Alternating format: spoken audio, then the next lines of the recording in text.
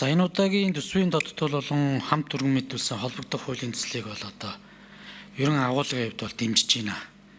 Бидэд бас нөгөө яг үннээ ярьж чадахгүй ерөнхий одоо нөхцөл байдал тааруулж гал унтраах, за эргээд энэ улс төрийн амлалтанда живэх ийм л нөхцөл байдалтай тулсан. Тэгээ өнөөдөр яг одоо уул уурхайн гас хамааралтай тэр дундаа ганцхан нүүрснээс хит хамааралтай эдийн засгтэр бол одоо бодит сигнал өгж байна. Энийг зөв төлөвлөл зөв өрсөлдөлөө тооцохгүй бол ерөнхийдөө одоо бүх салбарт бол хүндрэлүүд үүсэх юм байна гэдэг энэ том сигнал өгч байгаа учраас энэ дээр одоо онцгой анхаарах зайлшгүй шаардлага бол байгаа нь харагдаж байна. За тэгэхээр энэ цаашдаа би яг зүгээр төсвийн додтгол батлаад өнгөрөх бол нэг.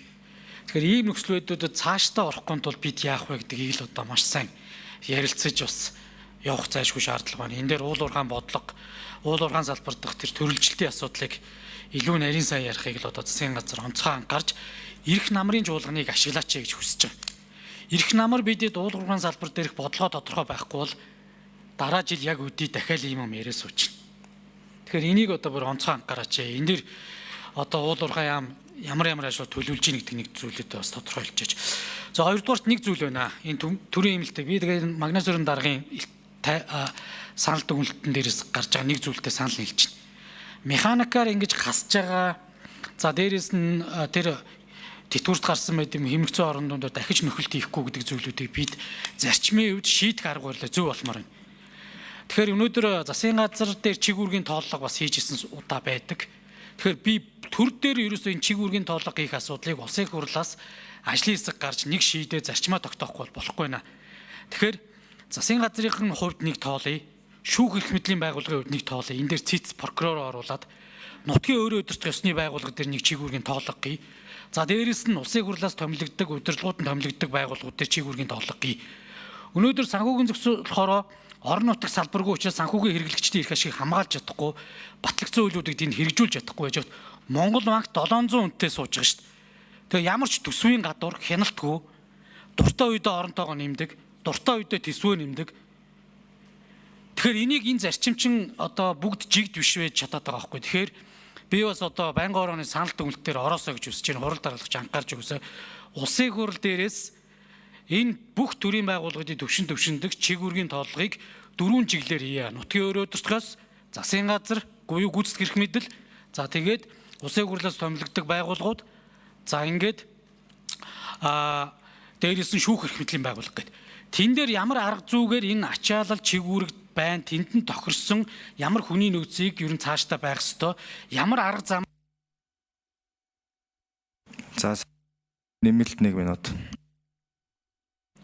Ямар арга замаар тэрийг нэмэгдүүлдэг байх уу гэдгийг жигд авч үзэх, зарчимтай авч үзэх энэ одоо асуудлыг жигд явахгүй бол ташаар нь ингээ явцдаг, дандаа ингээ салбарууд доголдох, үүний цаана бас хүний эрх зөрчигдөх, магадгүй эдийн засаг санхүүгийн эрсдлүүд хэрэглэгчдэр илүү их очихл ийм эрсдлүүд байна. Тэгэхээр энийг одоо бүр протоколд үлдээгээд би өөрөө бас энэ ажлыг ахалж явъя гэж бодож байна. Тэгээд ийм зарчмаар явахгүй бол бидэд яг нэг ийм шуурган дундал жоохон яриад явчихж байна. Тэгээ ач холбогдол бүгд зарчим тогтоож нэг арга зүйтэй болохгүй бол заримдаа нэмдэг, заримдаа ингээд ямар ч зарчимгүйгээр ташаар насчдаг. Заримдаа эсвэл хин лобби ихтэй салбарууд нь ингээ хүн хүчээ нэмээ явчихдаг. Эсвэл сүүлдүүдээ аль нэг салбарын хяналтгүйгээр 700 үнэтэй болчихдог. Ийм л зүйл байна. Тэгээ Монгол банкнаас эхлээд ямар ч хяналтгүй явж байна. Энэ асуудлыг хэн ч ярихгүй байна. Ийм байж болохгүй гэдэг зүйлийг би зарчмын хувьд хэлээд байгаа маа. Тэгээд энэ төслийг дэмжиж байгаа. За. Учирсаад хариулъя. Тэг сайн зөрөг гишүүний ярьж байгаа зүгөө. Энэ 14,400 төрийн албаа хаагч гэдэг тоо хаанаас гараад ирсэн бэ гэж хүмүүс их асууж байгаа. Засгийн газрын хэрэгжлэх газрын дэргэд төрийн хэмнэлт бүтээмжийн зөвлөлд ажиллуулсан. Чиг үүргийн шинжилгээ хийсэн. Чиг үүргийн шинжилгээ гэхээр 6,000 сул орон тооны асуудал яригдсан. Дахиад жинхлээгүй төр орлон гүйцэтгэгч нар гэж томилгоонууд байна. За ингээ үлдсэн 14,400-ийн 6,000 сул оронтой гэхээр үлдсэн тоо нь яагаад ингэж том тоо гараад ирвэ гэхээр ерөөсөө нэг ажлыг 3 хувааж хийдэг. Чиг үүргийн давхардалтай байдал бол одоо бүр хэрэг сэтэрсэн. Жишээ нь 2018 онд батлагдсан чиг үүрэг дээр дахин хуваарлал гаргачлалын дагуу үнэлгээ хийсэн юм том судалгаа байна. Энэ үнэлгээнд дээр бол бодлого боловсруулах, зохицуулт хийх, зохион байгуулах, санхүүжилт хийх, хүний нөөцийн бодлого, хяналт шинжилгээ, үнэлгээ, үйлчлэгээ үзүүлэх гэдэг ангилалтай. Гэтэл энийг ингээд чиг үүргүүд давхцаад эхлэхээр юу болдог вэ гэхээр нөгөө салбар дундыг уялдааг зохицуулах хороо гэдэг шиг сүүлдээ үндэсний хороонуудаа зохицуулах үндэсний хороодоо болох хэмжээргүй очиж байгаа. Чиг үүргийг хуугаад эхлэх. Бонтын сэргэлтийн үндэсний хороо гэдээ байлаа гэхэд сангийн яамтай юугаар холбогддог? Гайл холбогддог. Нөгөө талаас хууль зүйн яамтай юугаар холбогддог? Хилээрээ холбогддог. Ингээд ерөөсөө бүх давхардсан чиг үүргүүд нь одоо ингээд нөгөө оновчлохгүй бол нэг юм байдал төрсөн. Тийм учраас энэ 14400 гэдэг тоо бол өөрөө өнөөдөр төр тангараа өргөөд ажиллаа хийж байгаа хин нэгэнтэй хамааралтай биш байхгүй. Хин нэгэнтэй хамааралтай биш. Энэ бол зөвхөн сул орон тооны асуудал, чиг үүргийн одоо оновчлоогүй байгаатай холбоотой асуудал. Тэгээ бид нэг олон жил ирээ инженеринг гэж хэлээд ярьлаа. Ирээ инженеринг гэдэг үг нь бараг одоо илэгдлээ. Одоо ер нь шинжлэл, өөрчлөлт, реформ, сэргэлт, мэргэлт гэдэг үгчээ ингээ илэгдээд дууслаа шүү дээ. Гой сайхан үггүй бол. Тэгэхээр энэ ирээ инженеринг гэдэг чинь юу юм бэ гэхээр хяналт хийгээд мониторинг хийгээд тэр үйл ажиллагааны хөтөлбөр дээр дизайн хийгээд мониторинг хийгээд evaluation хийгээд ард нь ирээ инженеринг хий гэсэн чинь энэ цикл ч алдагдсан. Тийм учраас энэ эдийн засаг хөгжлийн яам яагаад энэ хяналтын механизмыг хэрэгжүүлэх гээд байсан юм бэ гэхээр ерөөсөө л энэ ирээ инженеринг гэдэг дээрээ л анхаарал тавина. Чиг үүргийн давхартлыг арилгах.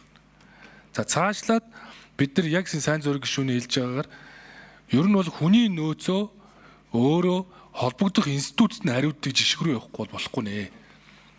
Засгийн газар өөрөө хүний нөөцөө мэддэг. Их хурл өөрөө хүний нөөцөө мэддэг. Шүүх өөрөө хүний нөөцөө мэддэг зарчим руу явахгүй бол энэ ч одоо бүр хоорондоо холилдоод учир зүгөө олохоо болчиход байна шүү дээ. Тэгээд төр тангараа өргөөд ажиллаж байгаа хүн байгаад байтал хажууд нь нэг үндэсний ороо зөвлөл гэдэг нэртэй юм байгуулагдаад тэр хүнээс илүү цалин аваад явахаар хэн энэ төр чинь зүтгэх юм бэ гэдэг асуудал яригдаад байгаа. Тийм учраас бид нар зөвхөн үндэсний ороо зөвлөл ихтэл 28 үндэсний ороо зөвлөл буулгахад 311 тэрбум төгрөг хэмж болж байгаа байхгүй. Бас том тоо шүү.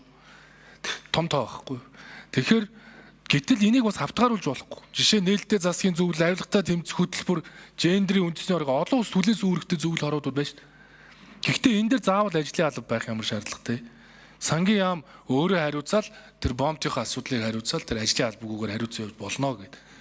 Энэ зарчим руу явах ёстой учраас энэ хөгжлийн яам гэж байгаа бол цаашаа бид нар энэ ирээ инженерингийн хийн. Тийм учраас энийг бол одоо их хуралдаа ингээд хамтарч ажиллая л гэж хэлээ. За, Давакугийн бүрв доо гэж бас болцсон.